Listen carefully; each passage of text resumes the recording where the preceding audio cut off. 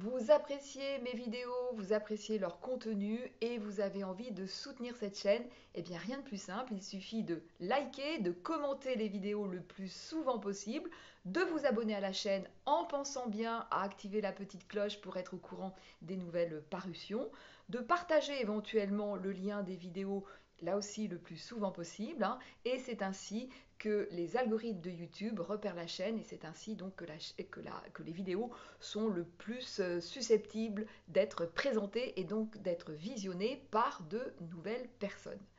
Concernant mon livre, je vous rappelle Le complexe de l'escargot, Le haut potentiel, les autres et Le pervers narcissique, un livre qui est en vente sur la plateforme d'auto-édition d'Amazon. Je proposais donc aux personnes qui laissent un avis eh bien de faire une sorte de rencontre d'auteurs virtuels, hein. Et donc il y a déjà pas mal d'avis. Tout le monde ne m'a pas envoyé de mail avec des coordonnées. Donc du coup, bien, je ne sais pas si ces personnes ont oublié ou si elles ne souhaitent pas participer à cette rencontre, hein. En tout cas, pensez bien si ça vous intéresse à m'envoyer un mail avec votre téléphone. Il y a notamment un certain Daniel qui a priori est intéressé pour la rencontre mais dont la boîte mail est pleine et qui ne m'a pas laissé de son téléphone, donc je ne peux pas le joindre. Donc Daniel, hein, si vous écoutez cette vidéo, eh bien pensez bien soit me laisser un SMS, soit me laisser eh bien, en tout cas votre téléphone, hein. Et puis continuez à laisser des avis. De toute façon, je ferai, si nécessaire, plusieurs petites rencontres, hein. Donc on peut faire un premier groupe de 10, 12 et puis un autre groupe de 10, 12. Il n'y a aucun souci. J'ai pas envie que l'on soit trop nombreux parce que eh bien, je préfère faire des petites rencontres un peu plus intimistes, hein. Et je suis très impatiente de ça. Je suis très impatiente de savoir comment ce bouquin eh bien, a résonné chez des personnes eh bien, que je ne connais absolument pas, hein. Et vraiment, oui, j'attends ce moment avec impatience. Donc, eh bien, continuez à poster des avis, continuez à m'envoyer des mails, et puis on organise ça, eh bien, très rapidement. Je vous tiens bien sûr au courant. Voilà, je vous dis à très bientôt et je vous laisse regarder la vidéo qui suit. Que faire? Comment réagir? À quoi faut-il être attentif lorsque l'on vous accuse à tort de quelque chose? C'est le sujet de cette vidéo qui est un vrai motif de consultation, hein, au-delà de considérations personnelles, hein, c'est un vrai motif de consultation. On vient très souvent me voir pour cela parce que c'est une problématique auquel les hauts potentiels sont très souvent confrontés. Évidemment les autres aussi, hein, mais les HP tout particulièrement, que ce soit dans la sphère professionnelle ou dans la sphère privée. Dans la sphère professionnelle, parce que ce sont des personnes eh bien, qui vont attiser un peu la convoitise, la jalousie, et donc certaines personnes vont avoir envie de leur nuire, hein. Parfois aussi, il y a de l'incompréhension, hein. Et puis dans la sphère privée aussi, hein, il peut y avoir de l'incompréhension et puis parfois des choses beaucoup plus graves, hein. Donc, eh bien, évidemment que lorsque on nous accuse de quelque chose qui est faux, eh bien, on va avoir à l'intérieur de soi eh bien, une tension, hein, un fort sentiment d'injustice, parfois même aussi de colère, hein, parce que, alors, parfois, en plus, c'est quelque chose de récurrent, hein. Il y a parfois comme ça des personnes, hein. Je me rappelle notamment une dame qui était venue me voir et qui avait, tout au long de sa vie professionnelle, été plusieurs fois accusée d'avoir commis des fautes. Elle s'était même fait licencier in fine pour faute grave et elle m'avait dit « mais je vous assure, je n'ai jamais fait aucune faute professionnelle ». Et je la crois complètement, hein.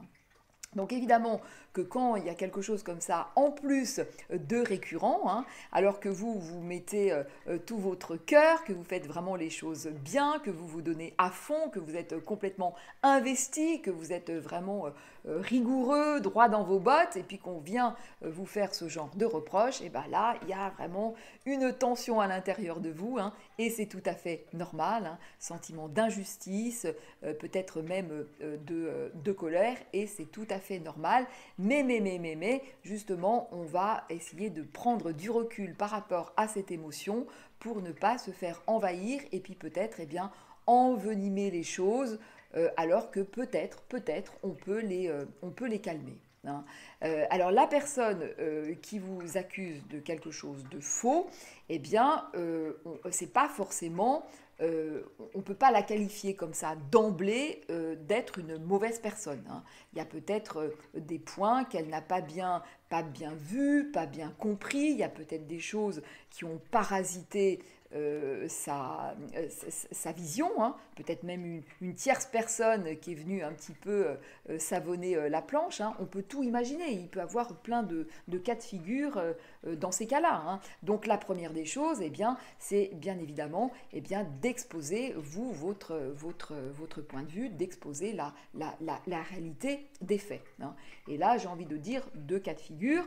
Soit la personne entend ce que vous avez à lui dire, et voilà, elle se rend compte de la mécommunication, hein, de se rendre compte voilà, qu'il y a eu un souci, et ça, c'est parfait, hein, le problème est réglé, elle vous entend et c'est parfait. Hein.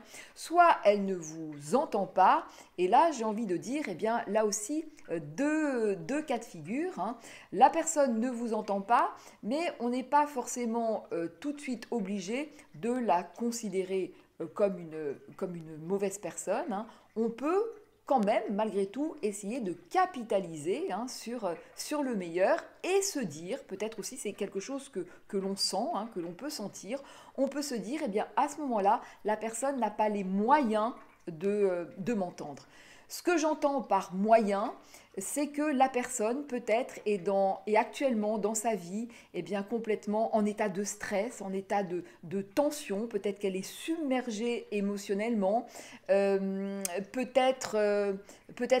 voilà, il y a quelque chose qui l'empêche, elle n'a pas assez d'énergie pour entendre ce que vous avez à lui dire. Hein. Elle est un peu comme ça, enfermée dans son truc, et puis comme enfermée avec une forme de mauvaise foi, mais qui est plus un enfermement dû à un état de stress. Hein. Et à ce moment-là, on peut tout à fait se dire, je vais réessayer dans 1 ou 2 jours, de venir lui reparler. Hein. Peut-être même que je vais m'y prendre de façon un petit peu différente. Peut-être que je vais changer aussi le contexte, aller dans un endroit plus sympa, hein, par exemple. Hein. Mais je vais quand même réessayer. Hein. Je peux me dire aussi quelque chose comme, finalement, j'ai dit ce que j'avais à dire, la réalité est tellement flagrante que, si elle ne m'entend pas, finalement, c'est pas très grave parce que les faits parlent tout seuls, parlent d'eux-mêmes. Hein. Donc, j'ai pas besoin d'aller me m'époumoner à lui faire entendre quelque chose. Hein. Ça peut être également ça. Hein. Mais ça peut être aussi un aspect pour le coup, plus grave, plus toxique. Hein. C'est-à-dire que là, vous avez affaire à une personne tout à fait malveillante qui vous accuse de quelque chose qui est faux et qui va essayer de vous pousser à la réaction, parce que c'est ça qu'elle attend. Hein. Elle attend de vous faire réagir pour pouvoir vous le reprocher. Hein. Et puis pour pouvoir du coup alourdir encore le truc. Hein. Donc faites très attention à ça, ne tombez pas dans ce piège, hein. Prenez beaucoup de recul dans ces cas-là, hein. Et voilà, et ne réagissez pas. Et le fait de ne pas réagir, du coup c'est la personne qui va être déstabilisée, hein, parce que ce genre d'individu cherche ça. Hein. Et lorsqu'elle n'obtient pas ce qu'elle espérait, du coup là vous allez probablement voir des choses, si vous prenez du recul, des choses peut-être que vous n'imaginiez même pas. Donc observez bien ce que va tenter de faire la personne. Hein. Peut-être que cette personne va essayer de vous dégrader, de vous vraiment d'atteindre votre personne, hein, dans vos valeurs. Elle va essayer de vous dégrader. Hein. Peut-être qu'elle va essayer d'instrumentaliser d'autres personnes. Hein. Peut-être qu'elle va essayer de jouer la victime, etc., etc. Regardez bien ce qui se passe. Regardez bien qui rentre dans son jeu, etc., etc. Observez finement pour, eh bien, dans un second temps, pouvoir avoir une stratégie eh bien, beaucoup plus adaptée. Hein.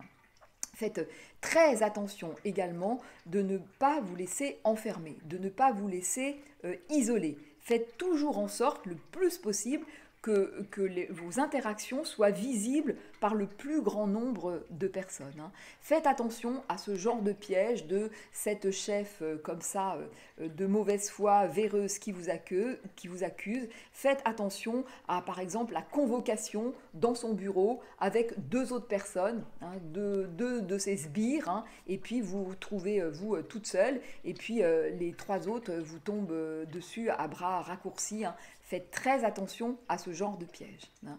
Dernièrement, là, j'ai eu une femme qui, justement, c'était ce cas de figure-là, hein, où elle se fait convoquer par sa chef, qui est vraiment une personne bien toxique, et avec deux autres personnes qu'elle a bien dans sa poche. Hein, et ma cliente a eu une très bonne réaction, parce qu'elle a dit, ben, de toute façon, là, ce rendez-vous, c'est pour un problème d'équipe, donc toute l'équipe est concernée, donc oui, on va venir à la convocation, mais on va venir, eh bien, tous ensemble. Hein. Et évidemment, la chef n'a pas du tout aimé la chose, hein, parce que bien évidemment, c'est elle qui était complètement incompétente. Hein. Et là, bah, c'était mis en lumière. Hein. Alors que justement, son jeu, c'était d'essayer de coincer la personne, hein, voilà, à trois, ce que je vous dis, hein, à trois, et puis à ce moment-là, on vous fait porter le chapeau. Hein. Donc faites très attention à ça, essayez toujours, eh bien, d'être le plus calme possible et le plus visible possible par le plus grand nombre de personnes possible. Hein. Voilà ce que je voulais vous partager. Mais je pense que c'est toujours bien d'y aller malgré tout crescendo, parce que ce qui se passe aussi parfois, c'est que lorsqu'on a été comme ça accusé plusieurs fois de choses fausses, eh bien on a tendance à avoir une réaction forte, alors que peut-être dans ce nouveau cas, eh bien peut-être que la donne est différente. Hein. Donc toujours y aller, eh bien, step by step. Hein. Toujours essayer de capitaliser sur le meilleur, mais en restant quand même prudent. Hein. Il y a toujours ces deux aspects, me semble-t-il, à observer pour être, eh bien, le plus juste possible. Hein. Voilà ce que je voulais vous partager. Eh bien, n'oubliez pas de liker la vidéo, de commenter, de vous abonner, et je vous dis à très vite dans une prochaine vidéo.